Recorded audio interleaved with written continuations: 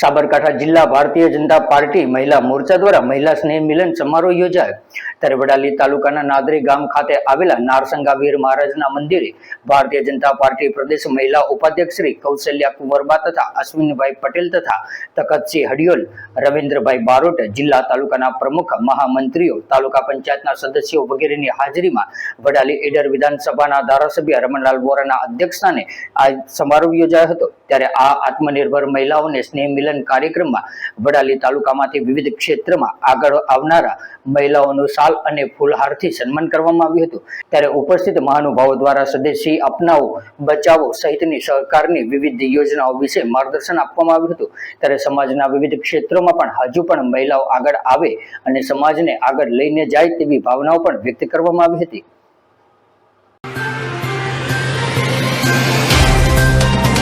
तो WhatsApp, Twitter, Facebook, Insta जहाँ भी आपका अकाउंट है, इसे शेयर बटन के द्वारा वहाँ पर शेयर करें।